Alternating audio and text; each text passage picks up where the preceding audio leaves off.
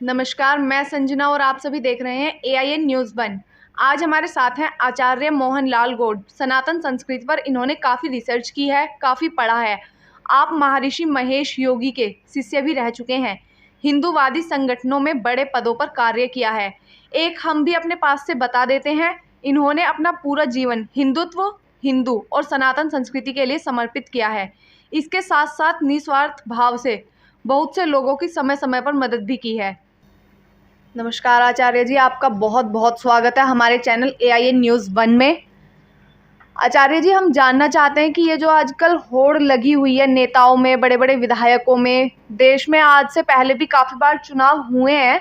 हमने कभी ऐसा नहीं देखा कि ये बड़े बड़े नेता लोग जो हैं ये मंदिरों में जा रहे हैं या कुछ, पर हम इसी बार ऐसा कुछ देख रहे हैं। ये होड़ क्यों लगी हुई है, ये आप हमें बता सकते हैं? बहुत ही ज्वलनशील प्रश्न है। जी आपने जो प्रश्न किया है ये देखने में आ रहा है, चाहे देश के प्रधानमंत्री हों, चाहे देश के विपक्ष के नेता हों, चाहे अन्य पार्टियों के नेता हों, ये मंदिरों में जा रहे हैं और साथ में कैमरे भी साथ में ले जा रहे हैं। जी बिल्कुल लेके जा रहे हैं। इसमें दोनों चीज़ें समझ में आती हैं कि ये पूजा कर रहे हैं या प्रचार कर रहे हैं। जी अब जनमानस सब समझदार है, जनमानस समझ रहा है पूजा करने वाला पूजा करते करते प्रचार भी कर रहा है। लेकिन कुछ लोगों के साथ कैमरे ऑलरेडी रहते हैं। अगर देश के प्रधानमंत्री कहीं जाते हैं तो उनके साथ कैमरा रहता है। जी बिल्कुल। लेकिन जब विपक्ष के नेता जाते हैं तो वो पूरी योजना के साथ जाते हैं। लेकिन प्रश्न ये नहीं है कि मंदिर क्यों जा रहे हैं।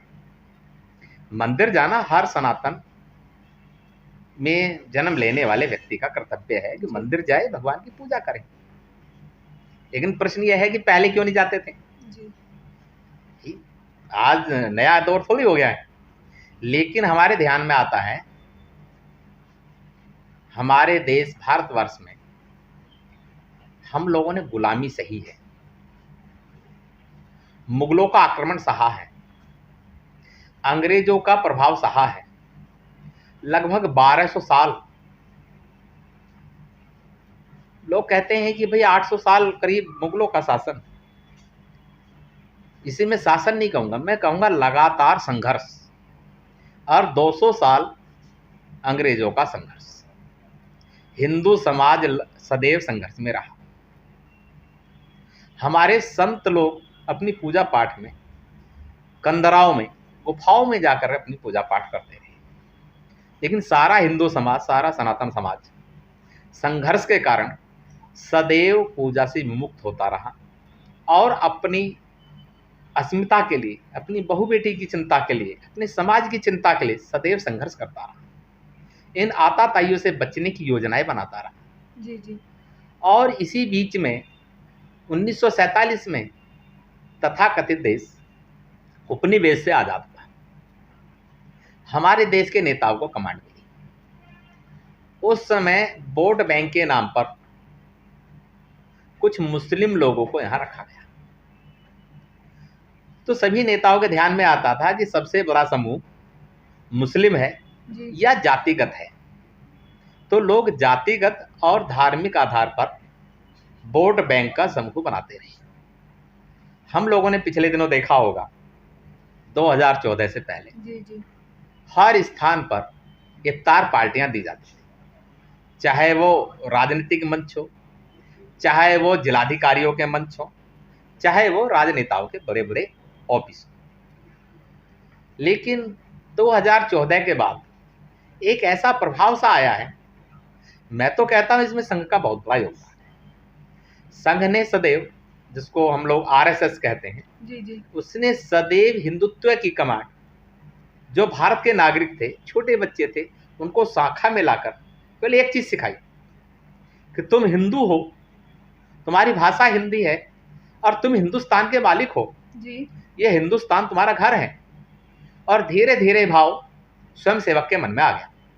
और आज लाखों करोड़ों स्वयंसेवक कुछ संगठनों में काम कर रहे हैं, कुछ अपने व्यवसाय कर रहे हैं, कुछ समाज में कृषि का कार्य कर रहे हैं, सब समाज में और चारों तरफ फैले हुए हैं।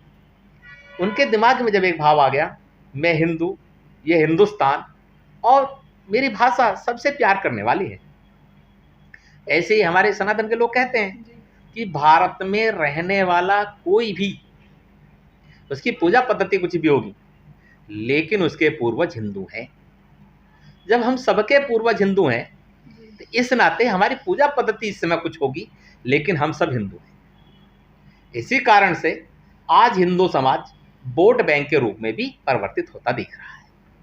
2014 का मोदी जी का चुनाव जी, बड़े पैमाने पर, कोई नहीं विश्वास कर रहा था मोदी जी इतने बड़े पैमाने पे आएंगे।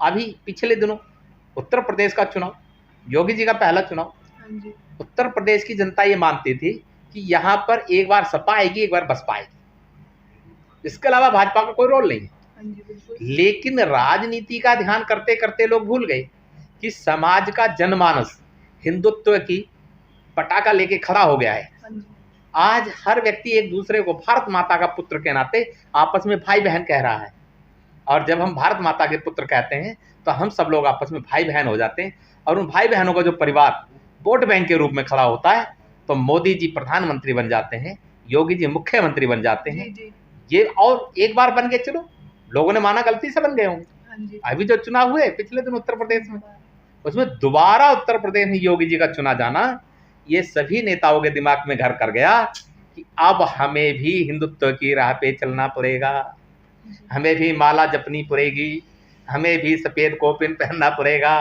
भगवाधारियों के चरण छूने पड़ेंगे। तो ऐसा उन लोगों के मन में भाव आ गया है कि हिंदू जग गया है, हिंदू वोट बैंक जो तैयार हो गई है, अगर हमें हिंदुओं से वोट लेनी है तो हमको बताना पड़ेगा अपना गोत्र भी, हमें बताना पड़ेगा अपना परिवार भी। और कई लोग तो धीरे से अब देखते हैं मुस्लिम नाम का नेता है लेकिन पीछे लिखता है चौधरी, जी, जी, वो बताता है, धीरे से इशारा करता है मैं भी, मेरे पूर्वज हिंदू हैं। और हम तो कहते हैं सचमुच में ही सभी के पूर्वज हिंदू हैं, और हम तो हाथ फैला के बैठे हैं जी, कि सभी हमारे भाई बंधु हैं। आए वोट बैंक अलग चीज है। तो आपका जो प्रश्न है आपको उत्तर मिल गया होगा जी, कि बिल्कुल। हिंदू वोट बैंक बन गया है। इसी के कारण अब सारे नेता मंदिर मंदिर घूमने लगे। जी, तो हमें आचार्य जी से बहुत अच्छा जवाब मिला हमारे क्वेश्चन का।